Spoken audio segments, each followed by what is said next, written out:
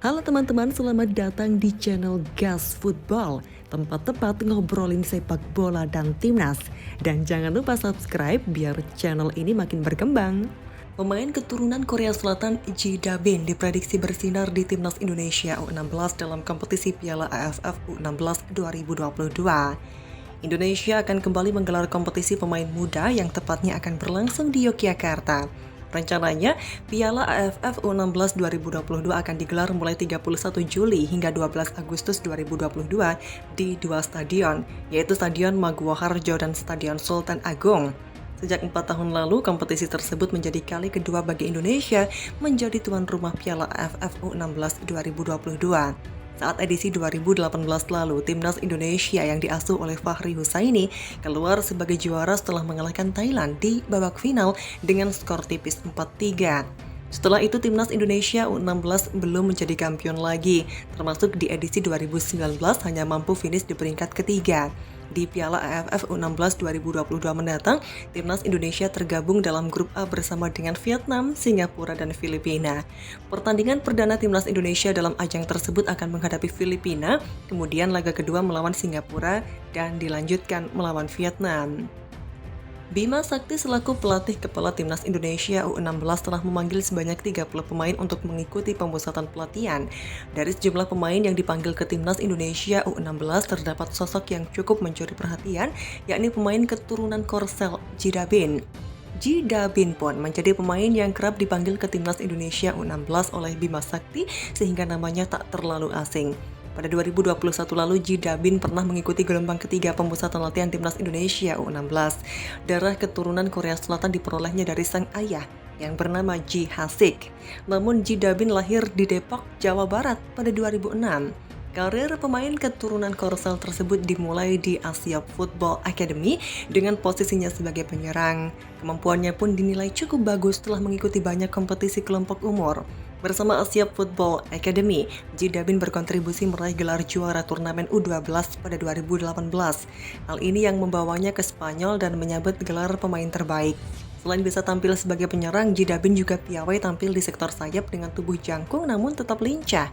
Sebelum dipanggil ke timnas Indonesia U16, Ji Da-bin juga pernah mengikuti turnamen di Jepang dan China bersama tim pelajar DKI. Jika dilihat dari jejak karir sepak bolanya, Ji Da-bin diprediksi akan menjadi pemain yang bersinar di Piala AFF U16 2022 bersama timnas Indonesia U16. Selain Ji Da-bin, setidaknya ada beberapa pemain calon bintang besar dari timnas Indonesia U16. Siapa saja mereka? Di antaranya Vigo Dennis Saputrananto. Satu lagi pemain muda Persija Jakarta bakal unjuk gigi bersama timnas Indonesia. Kali ini Vigo Dennis Saputrananto. Berposisi sebagai gelandang, Vigo bakal menjadi tumpuan lini tengah timnas Indonesia U16 di Piala AFF U16 2022. Ia mengaku sangat siap untuk bertanding membawa nama bangsa dan negara di kancah internasional bersama timnas Indonesia. Di sisi lain, ada pemain PSS Sleman. Tak hanya punya hoki caraka, tetapi juga Fadel Ahmad Arafi yang bakal menjadi bintang tim nasional Indonesia kelompok umur. Motivasi tinggi Fadel bermain di markasnya, tentu dukungan masyarakat Sleman untuknya akan terus mengalir sepanjang turnamen. Berposisi sebagai gelandang, Fadel akan bertanggung jawab dalam aliran bola untuk para striker dan ke lini pertahanan timnya. Lebih lanjut, pelatih timnas Indonesia U16 Bima Sakti mengungkap rasa bahagia ketika mengetahui gelaran Piala AFF U16 2022 berlangsung di kawasan Yogyakarta. Ia mengaku punya kesan tersendiri ketika bermain di Sleman. Adapun semula Piala AFF U16 2022 digelar di Jakarta, Bekasi. Bima memohon dukungan dari warga sekitar sebab hal tersebut bisa meningkatkan motivasi para pemain. Silakan tulis tanggapan kalian di kolom komentar dan jangan beranjak dulu karena masih ada pembahasan menarik setelah ini.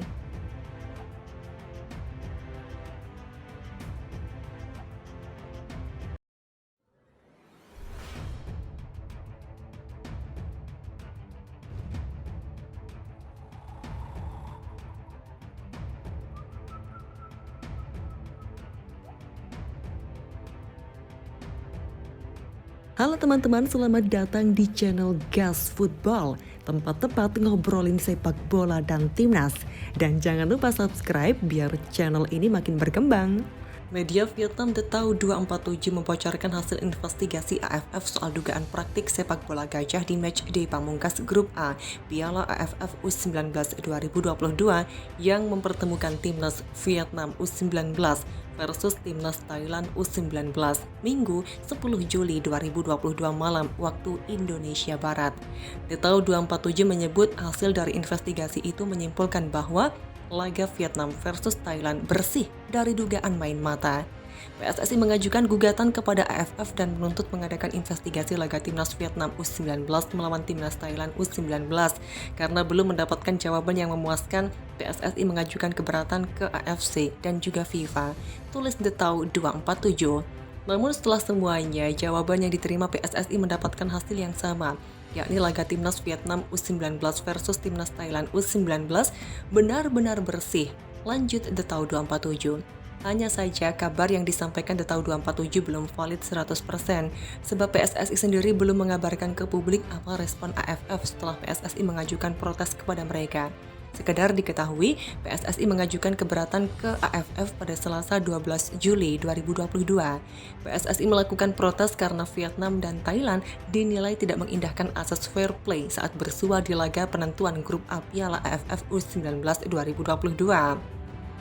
Tahu hanya butuh hasil imbang 1-1 untuk lolos ke semifinal Piala AFF U19 2022, kedua tim mengendurkan serangan. 3 pertandingan menyisakan 14 menit. Hal itulah yang menjadi poin keberatan PSSI.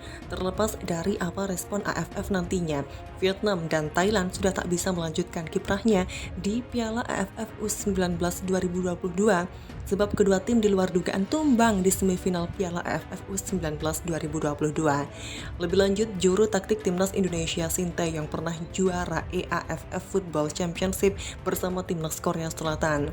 Apakah Shin Tae-yong sanggup membawa timnas Indonesia berjaya di AFF Football Championship andai PSSI memutuskan pindah ke Federasi Sepak Bola Asia Timur atau AAFF? PSSI mendapat desakan dari netizen untuk keluar dari Federasi Sepak Bola Asia Tenggara atau AFF, imbas adanya dugaan praktik sepak bola gajah di Piala AFF U19 2022. Tak sekedar meminta PSSI mundur dari AFF, mereka juga memberi saran. Pecinta sepak bola tanah air meminta PSSI untuk pindah ke AFF. Alasannya dengan pindah ke AFF, level timnas Indonesia akan terdongkrak karena rutin bentrok dengan tim-tim kuat Asia Timur seperti Jepang, Korea Selatan, dan Cina. Jika benar pindah ke AFF, timnas Indonesia bakal ambil bagian di AFF Football Championship turnamen regional untuk Asia Timur. Andai tampil di ajang ini, timnas Indonesia dapat berharap besar kepada sang pelatih Shin Tae-yong. Shin Tae-yong berpengalaman memenangkan turnamen ini pada 2017. Saat itu juru taktik 52 tahun ini membesut timnas Korea Selatan. Timnas Korea Selatan mentas di babak ketiga atau fase pamungkas AFF Football Championship 2017 bersama 3 tim lain, yakni tuan rumah Jepang, Korea Utara, dan Cina. Format turnamen menggunakan sistem round robin, yang mana ketiga tim di atas saling bertemu. Gelar sepertinya bakal jatuh di tangan Jepang. Mentas di kandang sendiri, Jepang sudah unggul di menit ketiga via eksekusi penalti Yu Kobayashi. Namun Shin Tae-yong yang memiliki mental pemenang memberikan motivasi kepada Kim Sin-wook dan kawan-kawan bahwa pertandingan belum usai. Benar saja, Korea Selatan malah menggila dan balik menang dengan skor 4-1. Saat itu gol-gol Korea Selatan dilesakan Kim Sin-wook pada menit 13 dan 35, Jung Bo-young pada 23, dan Yeom Ki-hun pada 69. Tambahan 3 angka membuat Korea Selatan melesat ke puncak dengan koleksi 7 angka dan keluar sebagai juara AFF Football Championship 2017.